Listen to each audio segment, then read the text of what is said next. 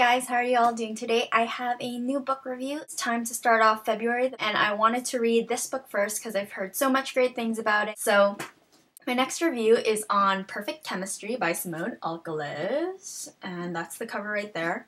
And I read through it and I thought it was really good. I can see why everyone loves it so much. I knew the hype surrounding it and I knew a lot of people liked it, and I'm really glad I really like it too. So let's get started on with this review. So I'll start off with the synopsis, then I'm going to talk about characters. Of course, the characters are so amazing. I'm going to talk about the ending a little bit, not really, just my feelings, my awesome feelings for it, and my overall rating for the book. So let's get started with this review. Let's start off with what Perfect Chemistry is all about. Okay, so the book opens with Brittany. Chapters alternate between Brittany and Alex, and those are our two main characters in the book. Brittany, on the surface, she seems like the perfect, shiny person. She has designer clothes, she has a new car, she's captain of the cheerleading squad, she's dating the football jock. She has a lot going for her, and everything about Brittany seems perfect. Little do we know, her life isn't as perfect as everyone thinks it is. She's feeling the pressure. That's on Brittany's side.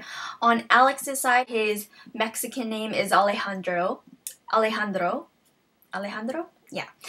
So Alex, or Alejandro. Alex, he is a gangbanger. He lives on the south side of the city. He is bad news. He's a badass. Everyone knows it in school. People try to avoid him. Just everyone in general just runs away from him because of his badassery. So that's Alex's side. So these two main characters, Alex and Brittany, coming from two different sides of the city, coming from two very different backgrounds. They find out they are partners in chemistry. That's basically where the plot takes off. We're finding out what these characters are going through, what their real situation is all about. We get to find really who these characters are and the pressure they're facing, the role they're supposed to maintain and live out. And so the book is a lot of different things. It's not just romance. There are things such as racism and prejudices, violence, gangs. So there's a lot going on in this book, and I really appreciated the different stories going on and the different characters and the conflicts that these characters face. So yeah, so that's basically the synopsis. I want to talk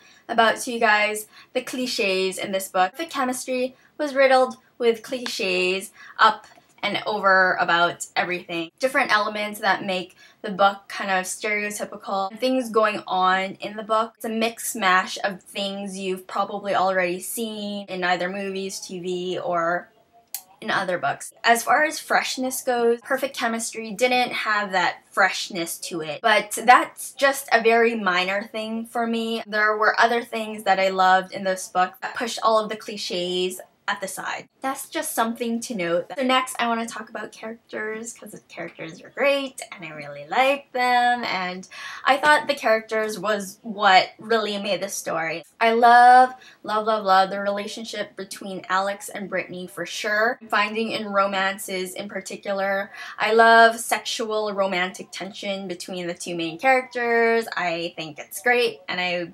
love romantic tension, and Alex and Brittany definitely have that going on, definitely in the beginning and in the middle of the book. Tension everywhere, and I loved it. And what I love about the tension is that it's not that instant head over heels kind of falling in love. It's a gradual growth and development between the characters, and it's just funny and humorous, and there's little quips going on between the two characters that I really enjoyed. I also found them really realistic as well. And of course the side characters, love Paco and Isa, love those two in particular. Doug and Sierra were cool. Other people, but Paco, yes, love.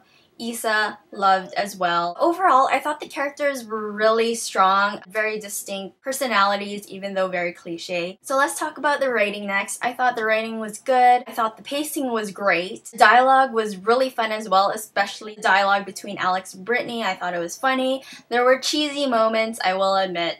Very cheesy. But other than that, I thought it was really funny. And the ending, loved the ending. Yes, I was cheesed out, I will admit, in a good way. I was cheesed in a good way. I thought it was the sweetest, cutest thing ever. The epilogue was great. I loved the epilogues. Perfect Chemistry definitely ended on a really great note, and I loved it for that. The book is full of drama for sure, plenty of teen angst, and there's some violence, there's some sexiness. I wasn't actually expecting it. I don't know why, but I didn't realize there was some sexiness. So definitely some mature content going on, FYI, if you guys didn't know already. Overall, it was very lovely and sweeter than I thought it was going to be. So that was really good and awesome. So with that being said, guys, I'm going to give Perfect Chemistry by Simone Alcalis a definite readable. So yeah, guys, I was very happy and pleased reading this book. I thought it was the sweetest